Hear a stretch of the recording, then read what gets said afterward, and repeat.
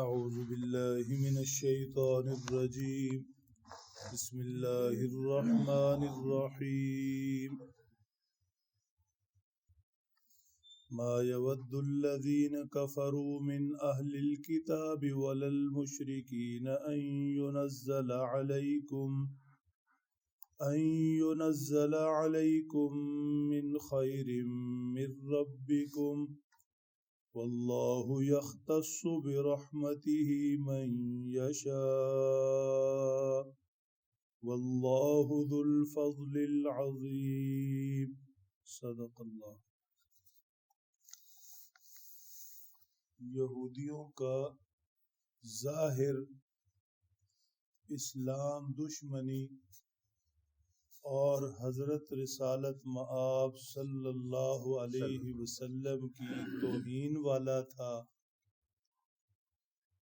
چنانچہ کوئی موقع بھی وہ ہاتھ سے جانے نہیں دیتے تھے۔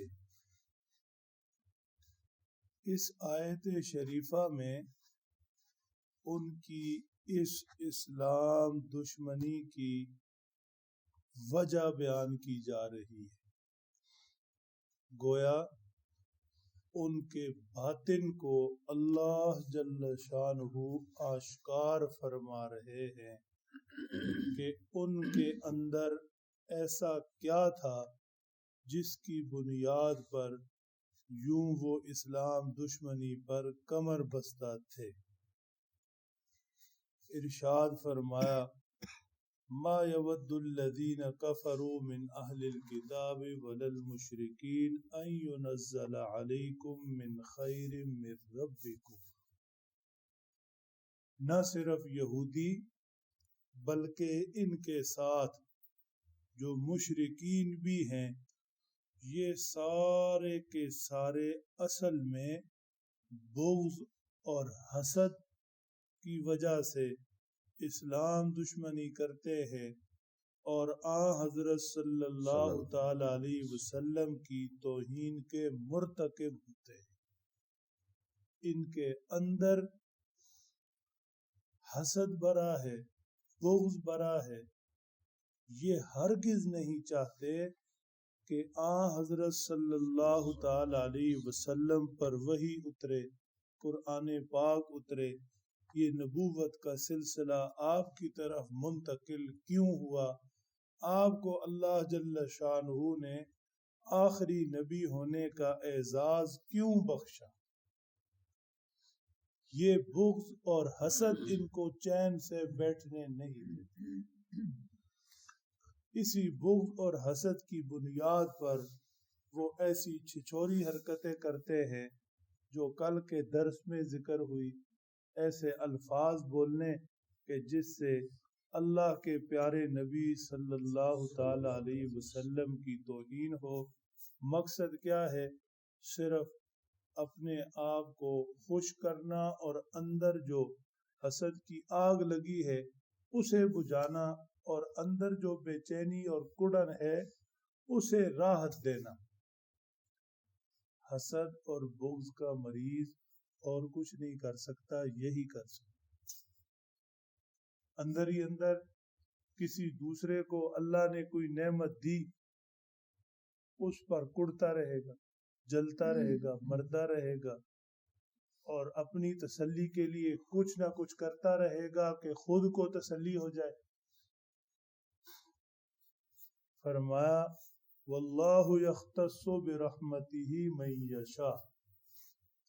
نبوت، علم الہی، وحی الہی، صحابیت، ولایت، دین کا علم، کلمے کا نور، نماز، سجدہ، یہ جتنی بھی چیزیں ہیں اللہ کی رحمت ہے، اور اللہ اپنی رحمت کے لیے اپنے بندوں کو خاص کر لیتے ہیں، اپنے فضل سے، اپنی عنایت سے، اپنی عطا سے بندوں میں سے جس کو چاہتے ہیں چن لیتے ہیں۔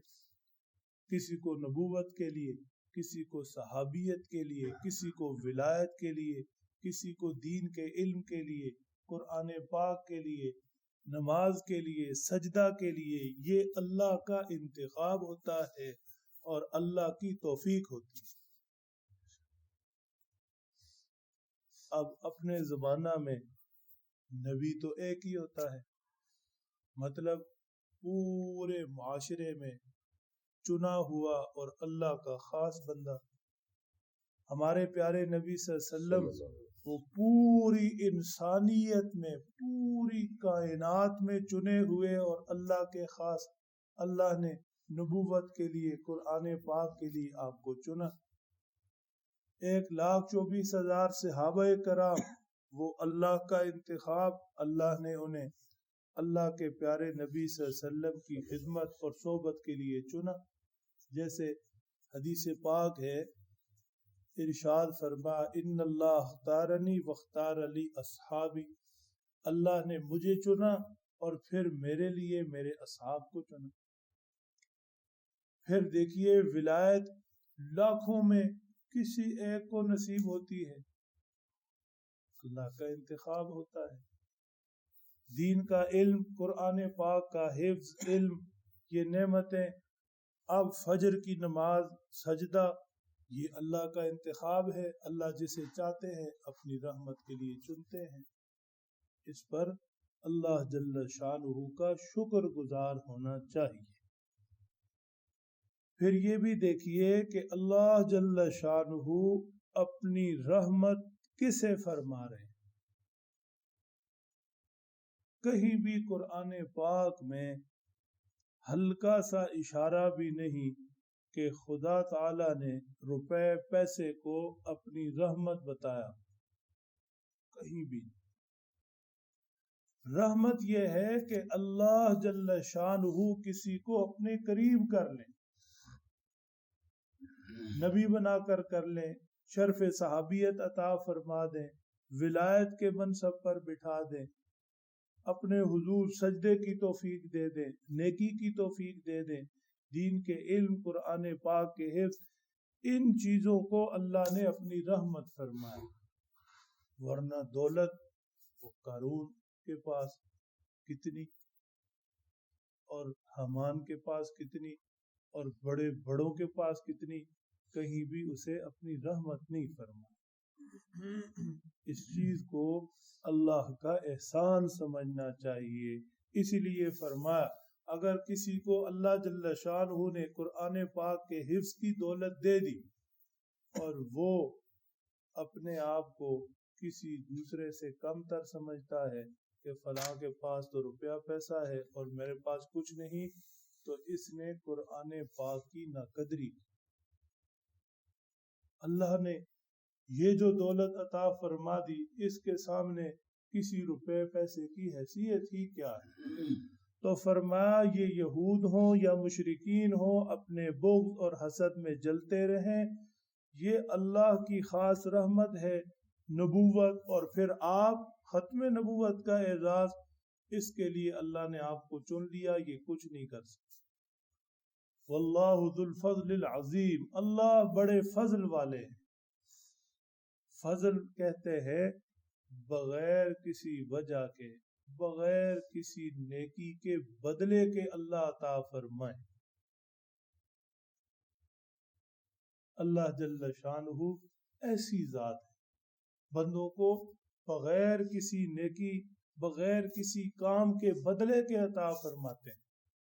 اب ہمیں جو کچھ اللہ نے دیا، رزق، صحت، اولاد، سر کے اوپر چھت، کھانے پینے کے لیے، یہ ساری چیزیں اللہ کا فضل ہے، ورنہ ہمارا کیا کمال ہے؟ اللہ سے اس کا فضل مانگنا چاہیے، اللہ جل شانہ سے جولی پھیلا پھیلا کر اس کی عطا مانگنی چاہیے۔ جب اللہ بڑے فضل والے ہیں، جب اللہ بڑے فضل والے ہیں، تو پھر اس کے بڑے فضل کے سامنے ہماری چھوٹی چھوٹی ضرورتیں حیثیت ہی کیا رکھتی؟ اللہ سے تو کل کائنات بھی کوئی مانگ لے تو اس ذات کے سامنے کوئی حیثیت اور کوئی چیز نہیں رکھتی۔ تو اللہ سے اس کا فضل مانگنا چاہیے، باہر صورت فضل مانگنا چاہیے۔ فضل کے مقابلے میں عدل ہے. اگر عدل ہو جائے یعنی انصاف سے ہمارے کاموں کا ہمیں بدلہ ملنا شروع ہو جائے پھر تو بات بڑی مشکل ہے. اگر ہم سمجھتے ہیں کہ ہم نماز پڑھتے ہیں اور قرآن پاک پڑھتے ہیں اور فلاں نیکی کرتے ہیں تو اس کے بدلے میں ہمیں یہ ملنا چاہیے، بھائی ہماری نیکی کہاں، ہماری نماز کہاں، اور ہمارے ورد وظیفے ذکر و اذکار کی اوقات کہاں؟ وہ تو قبول ہو جائے، اللہ زبان پر اپنا نام لینے دیں تو ان کی عطا ہے. کسی اللہ والے نے کیا خوب فرمایا ہے، جے عدل کرے تے تھر تھر کمن اچیاں شاناں والے. مطلب اللہ انصاف پہ آ جائے تو بڑے بڑوں کو پسینہ آ جائے، خدا جانے کس بات پہ پکڑ ہو جائے. جے فضل کرے تے بخشے جاون میں جے موقع، اور اگر وہ اپنا فضل اور اپنی عنایت لٹانے پہ آ جائے تو پھر جسے چاہے بڑے سے بڑے اپنے نافرمان کو اپنے حضور سجدے کی توفیق دے دے اور بخش دے. اللہ ہمیں بھی اپنا فضل نصیب فرمائے.